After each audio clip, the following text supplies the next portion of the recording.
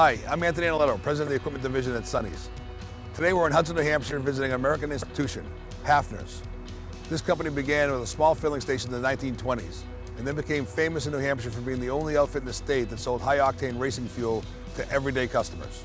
In 2014, after decades of growth, Haffner's was sold to the Black family of Energy North Group, another family-run business. That's when the Haffner Energy Group was born. Today, the HEG operates 13 service stations, 2 convenience stores, and 12 car washes, along with a full-service oil and propane delivery company. In this video, we're going to talk to them about how they completely revitalized their car wash business. They're doing it the right way, from the inside out, starting with cold, hard data generated by SONNY'S car wash controls.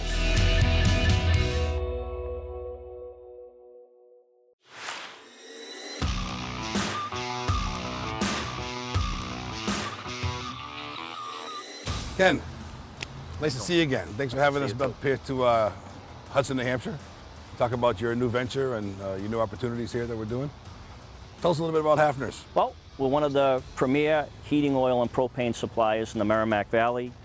We operate 14 gas stations. 10 of them have, 8 of them have tunnels. We have 2 standalone washes. We have 4 self in-bay touchless units, and about 25 self-serve bays that we operate. Good sized group. And when did you come on board?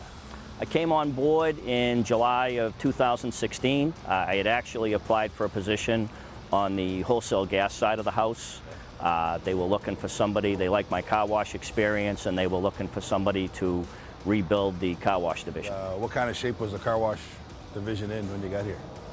Well, it had been ridden pretty hard. Needed a lot of upgrades. The controller, there was no POS system. The controller was outdated and really not working properly. We were in need of a lot of maintenance and repair on the equipment end. This was the first tunnel that we redid here back in December. And just, it lacked direction. So we came in, did an initial assessment, rode the sites, worked with some of the folks in the office, got a handle on the reconciliation process and where all the money was going and car counts. Would pull together numbers at night, and during the day you were working with the guys out in the tunnel just to get a handle on what people's strengths and weaknesses were. And then we made a plan to go forward. So when this site here, none of the sites had any, you could buy a car wash off the pumps. That's correct. So in looking at this here, what did you determine that you needed as far as where to start? Was it equipment first? Was it POS first? What was the plan? It was equipment first, but we needed a POS system and a controller that worked. We needed to be able to get hard numbers and tell how many cars we were washing, where all the money was going, and making sure that every single vehicle was accounted for. So we had to start from the inside out. And how'd you do that process? Well, they were midstream in looking for a POS system when I came on board. So they handed me that project to finish. And we looked at a couple of different options. I went out, visited a bunch of operators, saw the systems live and in action. And it became very clear on what our needs were, that SONNY'S had the total package. We had equipment, we had the controller, the POS system, the customer support, and the operations experience that we needed to help us get back in the game.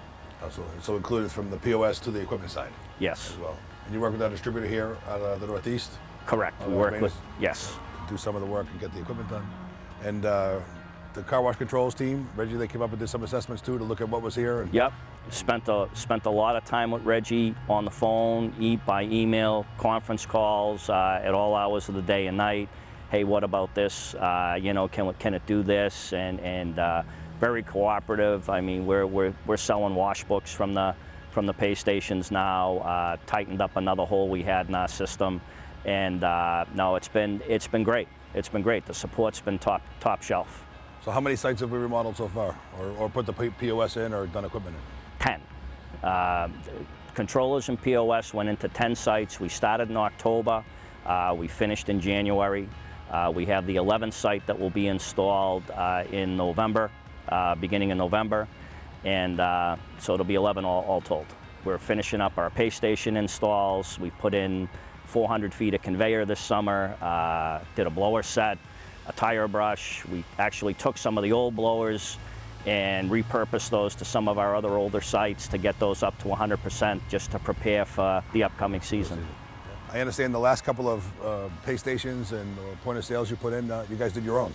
You Yes. did the installs. Yes. And how's that working? Good. John's working over at the North Andover site this morning and helping us put a few things together, but just tie up a few loose ends there, and we should be up and rolling by the end of the week, hopefully. So I don't see a lot of car wash operators as I go around that are able to do some of their own installs from a point of sale and the POS. But is that something you worked with Reggie on? Was that a plan? Was trying to get your guys trained and up to speed so you could be a first line of defense? After we did the first few controllers, we did Plastow first, I believe, was Plastow Road first. And after we learned on the first couple, we would put them in, we would do the training. You guys would load the software remotely. We would, our IT guy would call down to SONNY'S and say, okay, we're live, we have connections, you know. They would clone the system over onto the new site, and as we were doing the install, we'd be down for 4 or 5 days. We would have our guys out at some of the other sites that were up and operating, getting training at our other sites that already had the system live. Tell me a little bit about some of the improvements you've already seen from installing the control systems on all the sites. Well, that's an interesting question. We recently had a meeting with the Blacks and our head of retail operations, and I was asked the question. We have a site that's up 25% over last year. And, you know, really through the first 6 months of the year, we had a spotty first quarter, and the second quarter was just basically a rain out. And the answer to the question was that all the money was going to the bank. We were accounting for every vehicle, and all the money was just going to the bank. It was that simple. I mean, we could have given some answer, you know, made some answer up that, you know, oh, we made these operational improvements, but you're not picking up 25 points when everybody else is maybe up slightly or even, and you have somebody that's up 25%. So old car washes, a lot of places that most people think you're going to put a new point of sale in, a new program in, so you're going to try to increase your revenue and increase your business and make a better sales presentation, do books or club plans. But the first real change is actually putting the money in the bank, is actually stopping the leaks. Absolutely, right? Absolutely. We had another site. We went live in February, and February was a really good month up here in the tunnels. Site was up, but nowhere close to where the other sites were trending. You know, we're pulling the reports.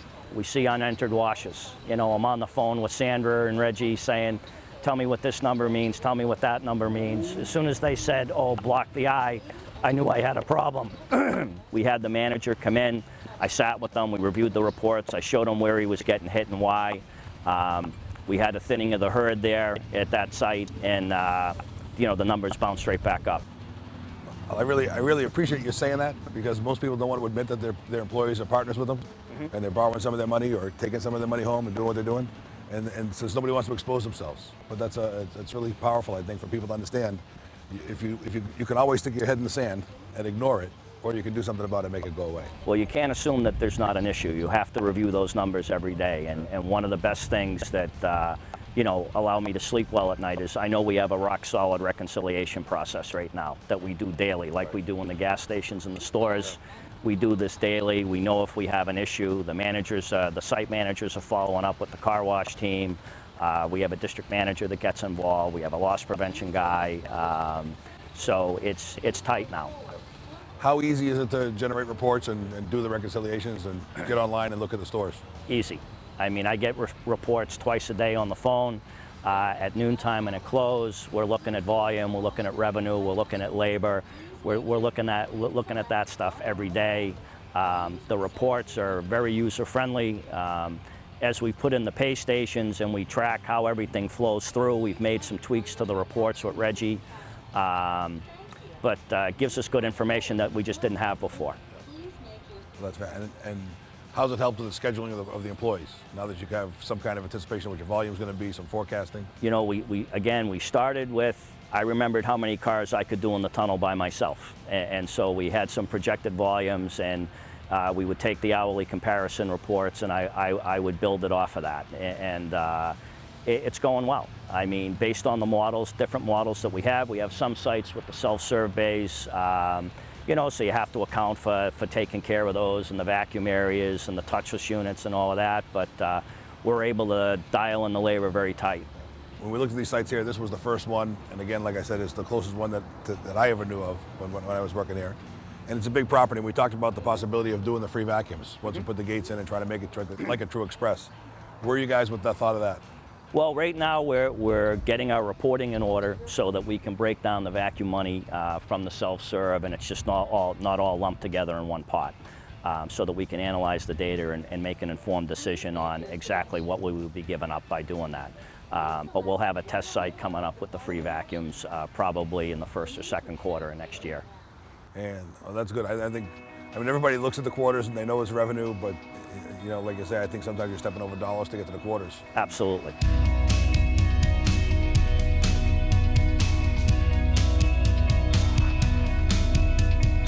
What are the marketing things you're doing with the point of sale? Well, we started doing 20 cents off a gallon. We actually tested that at one of our mobile locations on the Energy North side. We went out with an LED sign, posted the discounted price on the LED sign out front, saw immediate increases in gasoline volume and car wash volume. It's worked very well. We just put an LED sign out here within the last 30 or 45 days. The volume picks up right away, it's out there. Without having that LED sign and having the price and the discount on the street, you're basically just capturing the customers that you already have on the property buying gas, if they look at, the signage at the pump at all. But the 20 cents off a gallon, it's a powerful message to the consumer versus just doing $2 off a car wash or $3 off a wash. They like the discount off the gas. So we're giving them $2 to $2.40 off on the purchase of any wash? Between $2 and $3, any wash. Any wash. Yep. And again, I think it's a great deal. I think they feel like they're getting value there. They're really more conscious of the gas price than they are the car wash price? Haffner's was always perceived as having good value at the pump, and I think this even made it better and really made it more powerful. How about club plans? Any plans for club plans? I know you said you were selling gift books at the pay stations now. We're going to test the club plans here and at one of our low locations starting in November. We're going to do a 3-month test in these two sites, and we think that it's going to be big. So, okay, just a little more information about the 20 cents off and the buying the car wash at the pump. Explain a little bit more about how they do that, and then how they exchange the code or whatever they get here at the pay stations, and then how you reconcile that to the office. Okay, customer pulls up to the pump. They put their credit card in. It prompts them, would you like a car wash today? Yes. The 4 packages come up. They select a package. It automatically rolls back the price at the pump, 20 cents.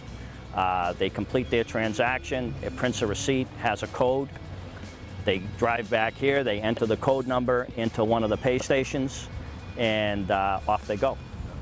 Now, in the office, those codes expire as soon as they use them. They're good for a certain amount of time. How do you reconcile? They're good for 90 days. The codes are good for 90 days, but when they get used, they come out. So how we reconcile it, what happens on the reports is anything that comes from the pump shows up on the report as an external discount. So we back that number out when we reconcile. We go on the gross revenue because it recognizes the income when you go through the pay station. Okay. That way we're not double counting the revenue between gas sales, between car wash sales from the gas pumps that'll go into that POS system. We're not double counting it with what's in the car wash. Right. So Ken, you and I go back a long way, and I really appreciate you doing the video with us, and I appreciate the Black family letting you do this here. I was excited because it was a great opportunity for Reggie's team with controls to come out here and do gas and car wash interface and try to bring it all together. And I think the numbers you're sharing with everybody is huge to help them figure out, what the potential is for some of these older sites and some sites that have the gas interface. So tell me a little bit about what the ideas are. We drove a lot of stores when I was up at the very beginning. Yeah. And there are some that they're tired. There are some 30 and 40-year-old buildings out there. Yeah. What's the plan for the remodel? Is there a facelift coming? Is there a new? The next tunnel's going in the Plastow Road in Haverhill in October. And that'll be it for this year. And then we have some stuff on the board already for next year. It'll be as soon as the snow's gone, we're gonna start gripping and ripping and redoing another tunnel. Is there any plans for doing any imaging or branding to the sites and trying to make them yeah, look what we're looking at, we're looking at refreshing some of the gas canopies. and just really running, you know, doing some of the maintenance that's tired, doing refreshing, you know, out in the parking lot, making sure the landscaping stays crisp, things like that. But it'll be a lot of fun. I mean, there's a lot of work still left to do. We've gotten a lot done so far, and there's a lot left to do. Anything else that I didn't ask you, that any information you want to share with somebody that we missed on? No, it's been really good so far. I mean, working with you guys is great. You know, we have all 4 of the bases covered between the equipment, the operations, the point of sale, the customer support has been top shelf. You can pick up the phone 7 days a week and get somebody on the line if you're down, if you have a problem. And it's usually a real quick fix. People are very pleasant to deal with, very professional and knowledgeable. You know, we made the right choice. Well, I appreciate that. There's a lot of confidence. Thanks so much for taking the time to share your information and your experience with Very welcome. the rest of the crowd. I think we'll enjoy to watch this video.